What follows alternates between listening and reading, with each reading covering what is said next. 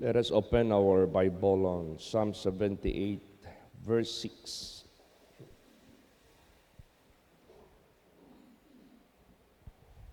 Praise the Lord. That the generation to come might know them, even the children which should be born, who should arise and declare them to their children. Okay. So dito natin maiintindihan itong verse na ito. This is like a cycle of life. Cycle of life, ikot-ikot lang. Ibig sabihin yan, tayo na ipinanganak ng ating mga magulang, darating ang panahon, tayo naman ay manganganak, katulad sa ating mga magulang, at yung mga anak natin ay manganganak din. Pero, habang nangyayari ang cycle of life, merong lumilipas, merong dumarating. Merong lumilipas, merong matatawag natin will take place, your place. So anong importante dito na kailangan malaman ng mga bata at sa mga parating pa? Ano yun? Anong dapat nilang malaman? Yung sinabi dito, that the generation to come might know them. Even the children which should be born, who would arise and declare them to their children. Para bang pasa-pasa. Pasa-pasa. Ano ito? Wala nang iba, kundi ang dakilang liwanag dumating sa mundong madilim, ang ating Panginoong Hesukristo. Kaya nga dineclare ng ating Panginoong Hesukristo, I am the light of this world. He that followeth me shall not walk in darkness, but shall have the light of life. And that is not all about the electricity, that is not all about flashlight, that is not all about literal light, but that light that leads anyone to eternal life. And that light will lead us even to a beautiful life. Dito, habang nandito pa tayo sa sanglibotang ito, na hindi na tayo maging alipin ng kadiliman. Kasi ang kadiliman, ang sanglibotang ito, it is being described in the book of Isaiah. This is gross darkness. Grabe na ang kadiliman sa sanglibotang ito. At hindi lang yan kadiliman sa isang gabi. Hindi lang yan kadiliman sa brownout. Hindi lang yan kadiliman in a dark, literal na darkness. Kadiliman, that is, alam na natin how God revealed the future sa kaluluwa ng tao pag siya'y lumakad sa kadiliman. That will be eternal darkness. At yung buhay niya, kadiliman din sa sanglibotang ito because it is being captivated with the power of Satan, who is the prince of darkness. Kaya malaking liwanag ang dumating sa atin sa sanglibotang ito. And that light, that knowledge, that wisdom, that privilege, kailangan malaman ito ng ating mga darating na mag-take place sa buhay natin. Katulad niyan, si Mama Pilar, nanganak kay Sister Lenlen.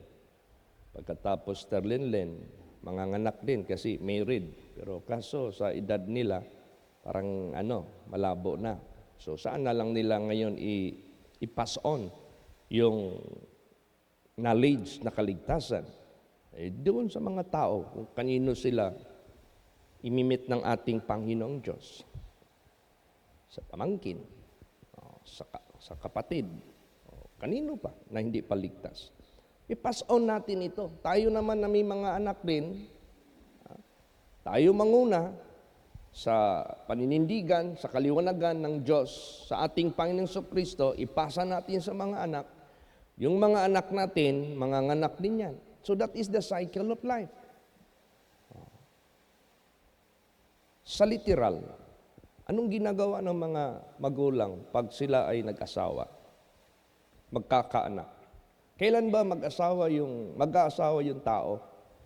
Palagay lang natin marriageable age at the age of 25. Ideal na yan. Posibleng tapos na siya sa kanyang kolehiyo, posibleng may trabaho na siya. Kung doon naman sa mga nag-espiritual, posibleng may kongregasyon na siyang sarili. Meron na siyang source of pangkabuhayan. Pagkatapos manganak siya, ilang taon mong alagaan yung anak mo until mag-graduate yan sa kolehiyo. Ipalagay na lang natin maximum of 25 years. So, 50 anyos ka na. Di ba? Meron ka ng anak na 25 years old, tapos na ng pag-aaral. Pagkatapos, ihatid mo pa yan siya, i-guide mo pa siya sa pag-aasawa. Bigyan mo siya ng mga technicalities, mga counseling, piliin mo yung mga pangasawa mo na madala mo kay Lord Jesus Christ. Kasi lifetime and lifelong mo yan, isasama sa buhay mo. Kailangan nandyan pa rin tayo. Darating ang panahon, pag 50 anyos ng ating anak, may mga anak na rin yan. May mga apo na tayo. Tayo naman, 75 years old. We are about to graduate na. So, bagamat mangyayari ito at talagang mangyayari sa buhay natin, diyan man talaga tayo patungo. But what is important, hindi mawala ang kaligtasan sa buhay natin, kaligtasan ng ating mga anak, kaligtasan sa magiging apo natin, bahala na. Hanggang maubos tayo. Ilang henerasyon, basta ligtas tayo. Kaya kailangan talaga yung ipaalam ang daan ng kaligtasan. Praise the Lord. So, paano natin mapaalam ito? Dapat tayo na nagpapaalam sa kanila, hindi tayo mawala sa kaligtasan para mahatid natin sa kanila ng mabuti. Matuto sila, darating man ang panahon, manganak sila, sila na rin na magtuturo sa mga anak nila, while tayo, patanda ng patanda. Ngayong araw na ito, ang libing ni Brother June Mandagio. Si Brother June Mandagio, tinaguri ang panahon ni Pastor Samuel Gabre, yung ministry niya, running pulpit. Kasi siya yung top-notcher na soul winner sa panahon ni Pastor Samuel Gabre dahil sa kanyang pagiging driver ng pamasada, yung kolorom na kanyang kotse, airport. Maraming kontrata yan siya. Daming kilala, daming connection. So, natestimonihan niya. Madala niya lagi doon sa holy place. Kaya ang tawag sa kanyang sasakyan, together with him, running pulpit. Ngayong araw na ito, yung burial niya. Salamat tayo, nandyan yung anak na si Brother Benji na magpatuloy sa kaliwanagan. Samantalang yung ibang mga kapatid niya, tinuruan din sa salita ng Diyos. I-pray lang din natin sila na huwag na silang mawala sa Panginoon para mapasa nila sa mga anak. Kasi pag ang mga magulang ang mawala, malaking posibilidad ang mga anak mawala rin. Yan ang ating tingnan ng mabuti. Bihira lang din yung mga magulang na wala tapos yung mga anak na natili. Karamihan talaga, pag mawala yung magulang, damay ang mga anak. O kaya, mawala man ang mga magulang, bihira lang din na mga anak ang naninindigan. Kaya, ang gawin natin para walang maimpyerno, walang mapahamak, walang mapapasama ang buhay sa sanglibutang ito na maging alipin ng kasamaan, ng kapangyarihan ng kadiliman sa lahat ng mga kalikuan. Dapat magulang, maninindigan, ipasa sa mga anak para kung sakali man yung cycle of life na yan, matapos, at least we are being stored up in heaven. Bakit? To be absent in the body is to be present with the Lord. Naka-stored ka na doon, ready ka na sa pagbalik ng ating Panginoong Kristo. Roll call na lang ang kulang. Praise the Lord. Yan ang ating yan ang lagi nating iisipin. Alam mo yung mga mayayaman, bakit pumapasok sila sa mga insurances? Bakit pumapasok sila sa mga life plan? Bakit pumapasok sila sa mga educational plan? Kasi malayo yung pananaw nila. Gusto nilang i-secure yung mga anak nila merong pang matrikula hanggang mag-university. So meron silang hinuhulugan na plan na magsasagot. Parang nag-ano lang sila, nag-invest. Ito naman sa atin, iba. mas malayo pa dyan yung ating pananaw. Dapat, yung cycle of life natin, na ganun na nga ang takbo, ang importante, mula sa parents, sa mga anak, sa mga apo, walang may impyerno. Praise the Lord. Walang mapahamak, kundi lahat ligtas. So ano dapat natin gawin para sa mga anak, hanggang sa mga anak na mga anak natin sa future? Basa, Psalm 78 verse 7. Praise the Lord. That they might set their hope in God and not forget the works of God, but keep His commandments. Yan.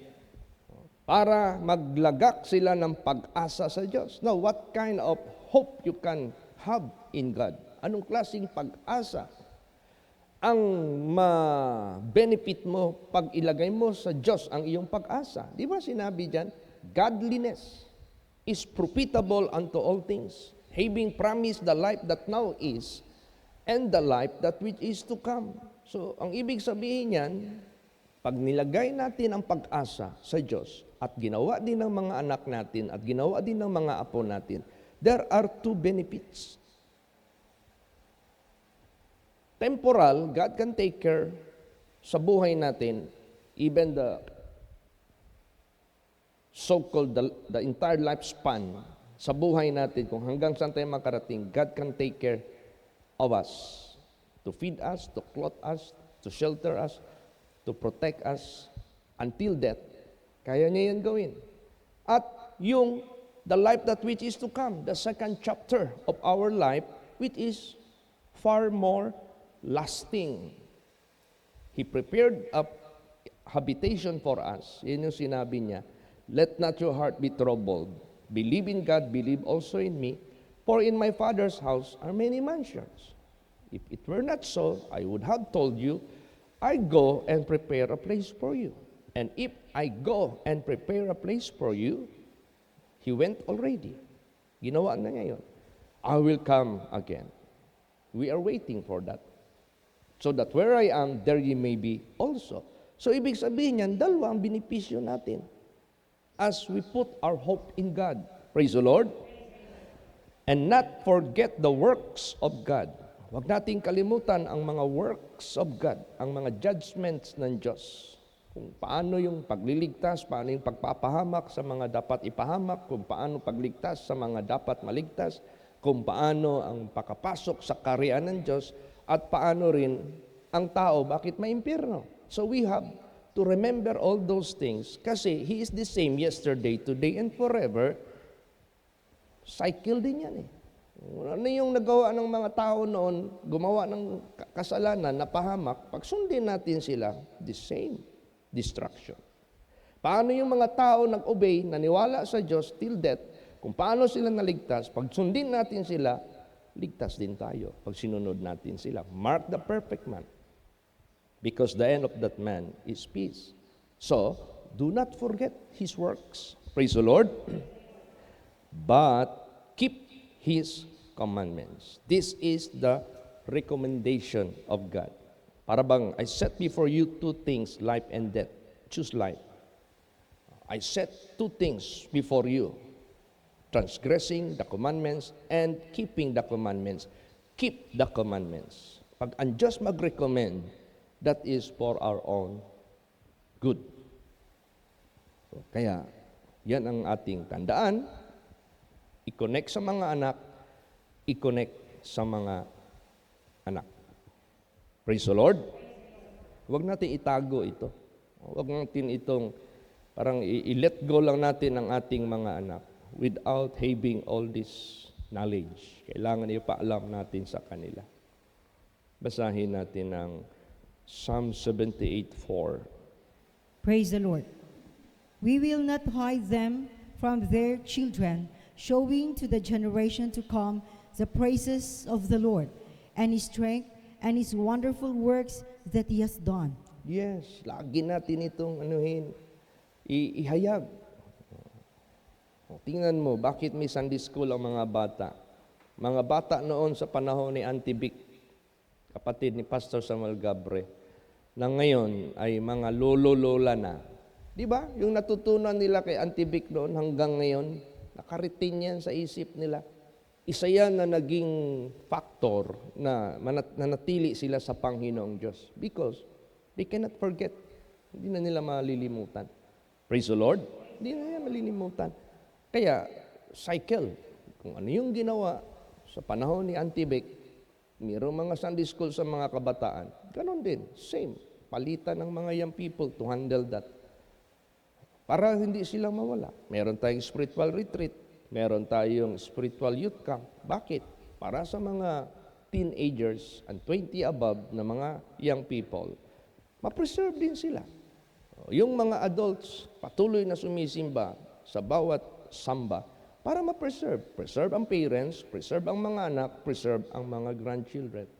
Ganun lang ang dapat nating i-maintain sa buhay natin hanggang sa pagtanda natin. Kaya nga ang retirement ng ating paglilingkod sa Diyos, till death. Praise the Lord. Tingnan natin, basahin natin ang Psalm 71 verse 18. Praise the Lord. Now also, when I am old and gray-headed, O God, forsake me not, until I have showed thy strength unto this generation, and thy power to everyone that is to come. Yes. Pag-ubanin ka na, matanda ka na, still, huwag kang mawala sa Panginoon. O God, forsake me not. O God, take not away thy Holy Spirit from me. Dapat patuloy ka. At the same time, ipapakita mo pa yung strength sa henerasyon na iyong madatnan, ang kapangyarihan ng Diyos sa bawat darating pa. O, di ba? Mayroong lolo na nanganak, yung anak nanganak din, so third generation na yun. Yung third generation, nasaksihan niya pang nanganak. Fourth generation. Parang si Nanay Glo at saka si Tatay Elmo. Nanganak kay Ismer. Nanganak si Ismer kay Jared. Nanganak din si Jared. O, di ba?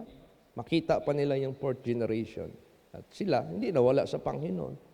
Lagi silang nagbibigay ng advice sa kanilang katandaan kung kailan sila kukunin ng ating Panginoong Diyos. So, ganun. Yan ang maintain natin sa buhay natin. At kung saan ka man naroroon, abroad ka man o dito ka man sa Pilipinas, mapadpad. Tulad niyan, yung mga anak natin, meron pa yan silang mga plano sa buhay na sometimes we go abroad for a greener pasture. Kahit saan ka man magpunta, huwag ka lang mawala sa iyong pagsamba sa Diyos. Huwag ka lang mawala sa fellowship together with the children of God. Para mangyari ito, na ikaw maligtas, yung mga anak mo patuloy, siyempre tatanda man talaga ang tao, magre-retire, after retirement, 15 years, after retirement, wala na, ugod-ugod ka na. Kunin ka na ng Panginoon. Magdahilan na lang yung sakit, magdahilan na lang yung kung ano-ano dyan. Normal lang yan.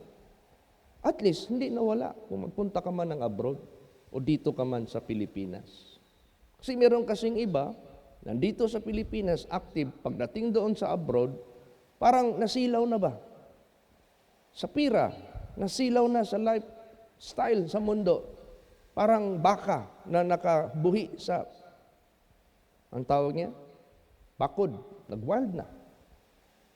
Hindi na naisip ito na meron kang anak at meron ka rin kaluluwa na dapat maligtas. Hinayaan mong mawala. Damay yung mga anak mo, damay pa yung apo mo. O kaya ang buhay natin, lagi nating isipin ang cycle of life. Praise the Lord, na dapat lahat ng henerasyon sa ating angkan, dapat hindi mawala sa kaligtasan. At saan man tayo pupunta, tulad niyan, itong Katakutan family. Nandito pa yan sa Pilipinas, active yang mag-asawa. Noong nagkaanak sila, dinala nila sa holy place, sa pagsamba ang kanilang mga anak. It so happened na na-approve yung kanilang application as immigrant. Nandoon na sila. Anong ginawa nila? Pagdating doon, unang ginawa nila, luhod sila. Pray sila. Hindi na sila huminto sa pagdevotional. Di na sila naghinto sa salita ng Diyos. O tingnan mo, naging kongregasyon. Hindi sila nawala. Na-establish pa yung congregation at lahat ng mga membro natin na magpunta doon sa area na yan, dumadagdag sa kanila na hindi na rin nawawala. Patuloy, patuloy. O yan ang gusto ng Diyos na pattern na huwag kang mawala if ever you go abroad. Praise the Lord. Kasi tatanda ka rin. Yung mga anak mo mag-aasawa rin. O kaya, problema na ngayon ni Brad Bernard tsaka ni Pastora Edith. Pastor Chief, parang naiinggit kami sa inyo. Bakit? 3 na yung apo ninyo. Kami wala pa. Samantalang nauna kami sa inyo na nag-asawa. Please pray for our children to have kasama sa buhay na madala sa Panginoon na hindi mawala sila. So they are longing already for grandchildren. Kasi dumating na, reach na nila yung si Brad Bernard, ilang taon na lang magre-retire na yan. Minsan nagpunta kami doon. Usap kami ni Brad Bernard. We are talking about retirement. Pastor Chit, few years na lang naiwan sa akin. Magre-retire na ako. Dumating din pala, magre-retire ka. So kung magre-retire ka, dapat may apo ka na. Pero hindi man siguro tatagal. Magkakaroon man talaga yan. Praise the Lord. Pero ang point nito, punta ka man sa abroad, tuloy yung kaligtasan kasama ng mga anak mo. Tuloy ang kaligtasan sa future na magiging grandchildren mo. Yan ang pinopoint dito sa atin. Kaya kayo na nagbabalak mag-abroad, this is the best pattern na huwag kang mawala sa kaligtasan, huwag kang mawala sa buhay na walang hanggan, sa presensya ng Diyos, sa salita ng Diyos, para matapos man ang mundo, sa buhay mo, secured ka. Basahin natin anong sinabi dito. Joshua 1:7. Praise the Lord. Only be thou strong and very courageous, that thou mayest observe to do according to all the law which Moses my servant commanded thee. Turn not from it to the right hand or to the left, that thou mayest prosper whithersoever thou goest. Yes, whithersoever thou goest. There is no such island, there is no such country designated na yan lang makaligtas. Kahit saan ka pupunta, ang gusto lang ng ating Panginoong Diyos, huwag kang mag-turn to the right or to the left.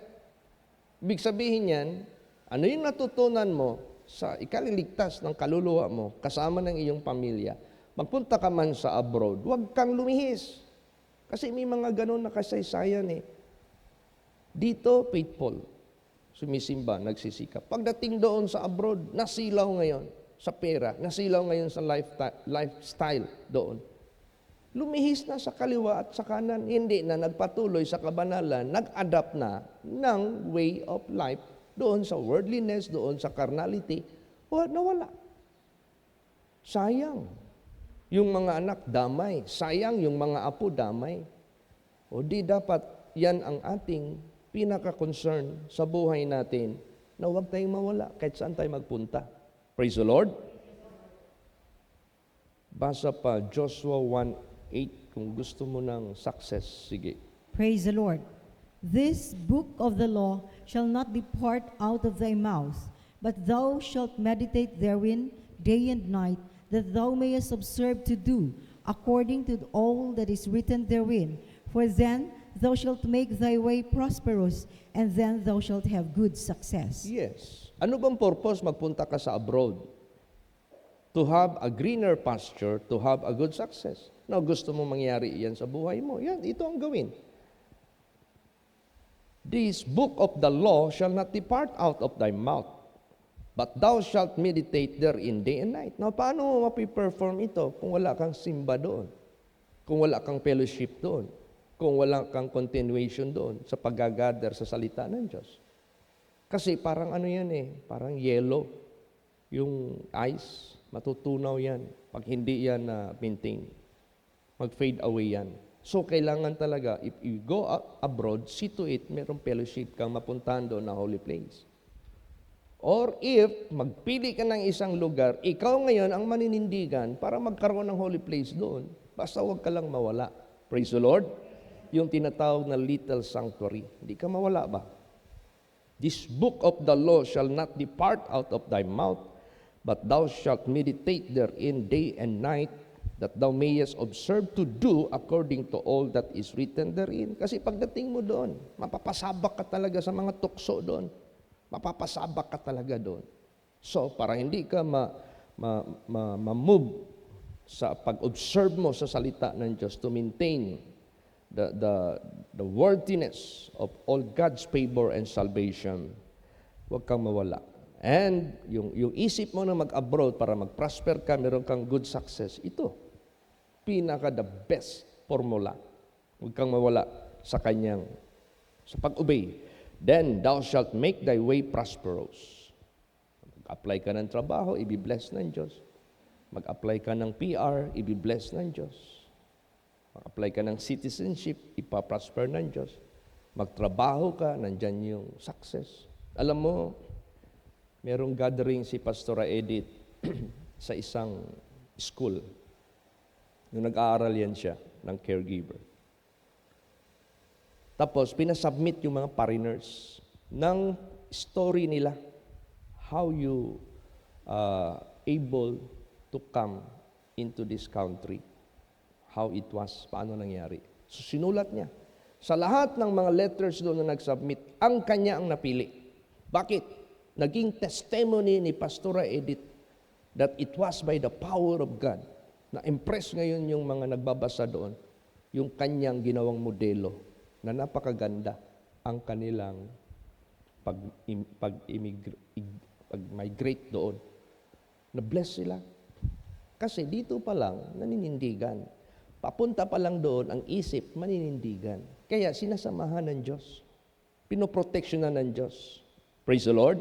Makita mo yung miracle ng ating Panginoong Diyos. Hindi ba yan lahat nag-abroad naging successful? Hindi ba yan lahat pumunta sa ibang bansa nag-prosper? Marami ding umuwi na walang empty pocket.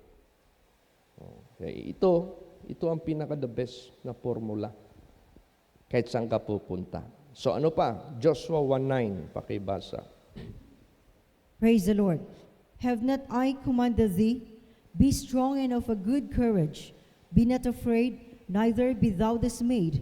For the Lord thy God is with thee, whithersoever thou goest. Yes, gusto ka samahan ng Diyos all the way, all the time. Saan ka man pupunta, then, ito na.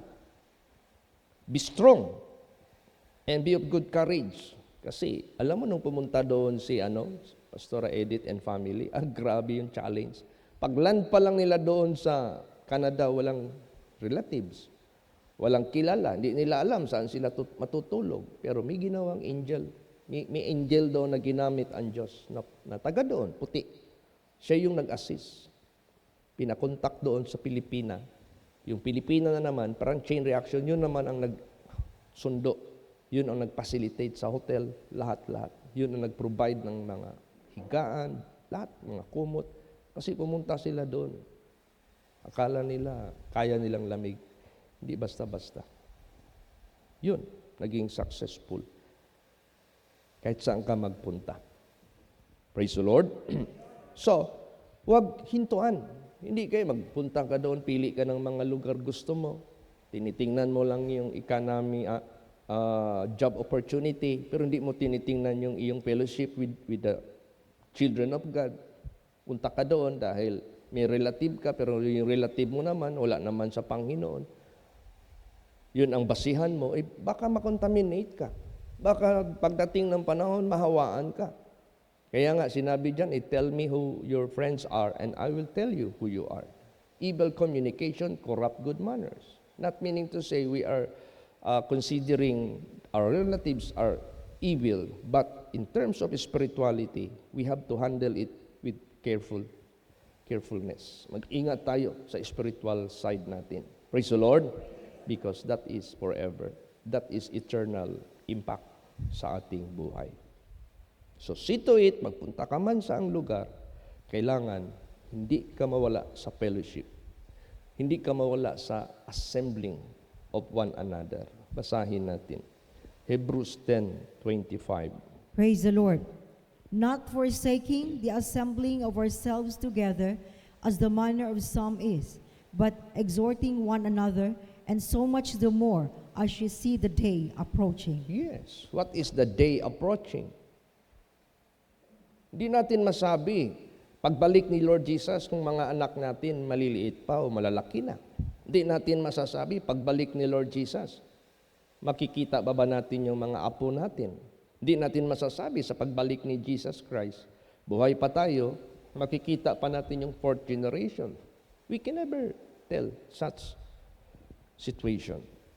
Basta, parating si Jesus. Praise the Lord. At huwag kang mawala sa fellowship. Huwag kang mawala sa exhortation. Huwag kang mawala. Do it much the more. You have to increase, not decrease. You have to abound, not to be weakened sa spiritual activities. Kasi ang tendency niyan, ang iniiwasan kasi natin yan, maglamig ka. Ang iniwasan kasi natin yan, mag-deteriorate yung spirituality mo. And that is the most dangerous status. Pag nawala ka na sa spirituality mo, you are being gone by the way of the world. Natangay ka ba? Wala na. That is the most dangerous. Last verse, bakibasa. Hebrews 3:13. Praise the Lord. But exhort one another daily, while it is called today, lest any of you be hardened through the deceitfulness of sin. Yan ang danger dyan. Baka magtitigas ang sino man sa inyo sa pamagitan ng mandarayang kasalanan. At every day is important for you. Every day must not vacant. Every day must not idle in terms of your maintenance of your spiritual maintenance. Kaya exhort one another daily, because any day you will be tempted to sin. Any day you might go astray. Kaya exhort one another daily. Every day is important. While it is called today, lest any of you be hardened through deceitfulness of sin. Yan ang ating dapat iwasan. Active ka dito. Pag abroad mo, hindi mo i-prioritize. Paano ka makasurvive spiritually doon? Na-focus ka ngayon sa economic side. Trabaho, ano-ano pa yung mga connection mo doon para makasurvive ka. Pero nawala na sa dictionary, nawala na sa vocabulary mo yung simba, prayer, fellowship, spiritual maintenance, daily. Ay, nako. Huhulihin ka ng deceitfulness of sin. Mabulag ka.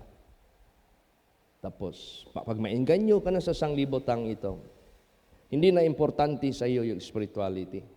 Ang importante sa iyo, yun ang carnality. Na hindi mo alam, ni hangganan yung buhay. Bigla kang nawala ngayon sa sanglibotang ito. And neglected yung spirituality mo, di ano mangyayari ngayon? The Bible says, what shall it profit a man, even though you gain the whole world, even though you have all the advantages of this world, but you lose your salvation? Wala kang kakayahan, ibayad yung naipon mo to redeem you from hell. So, ano ang magiging resulta? Forever regrets. Pagsisisi na walang hanggan. Huwag nating pangahasan na yan ang magiging senaryo ng ating kinabukasan. So, to God be the glory. Kaya napaka-importante, parents must stand sa spirituality, pasa sa anak, yung anak natin, ipasa din sa mga anak nila. Ganon po yan. So, salamat ako kay Jesus na natugunan yung pangailangan sa katawan ni Brother June Mandagyo. Kagabi tinawagan ko yung kanyang naging partner doon. Sabi ko, kumusta po kayo? Sabi niya, Pastor, please pray kasi bukas na yung kagabi yun bukas ng libing ni Brother June at si Pastor Baduy. and Pastor Rickson ang magpunta dito.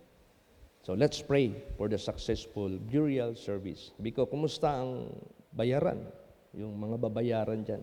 Okay na lahat, Pastor. Wala na kaming problema. Libingan, yung lahat okay na. No problem. Sabi ko, praise the Lord. Salamat kay Jesus. Praise the Lord. So, at least, pag maalala ko si Brad John, pag nakikita ko si Brad Binjik, dapat walang mawala sa kanyang mga anak. Kaya i-pray natin yung mga huminto na makaalala sila sa Panginoon. Sayang ang henerasyon ng isang ligtas pag hindi ito sinundan ng mga anak. Kaya huwag tayong mawala, magpakailan pa man, para meron pa tayong kapangyarihan i-declare sa sumusunod na henerasyon. Amen? Praise the Lord, because the cycle of life is very short. Maiksi lang.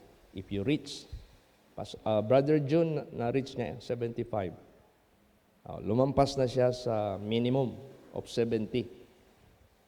Halfway po siya sa maximum of 80. Okay na yun. Hindi na tayo magsisi noon.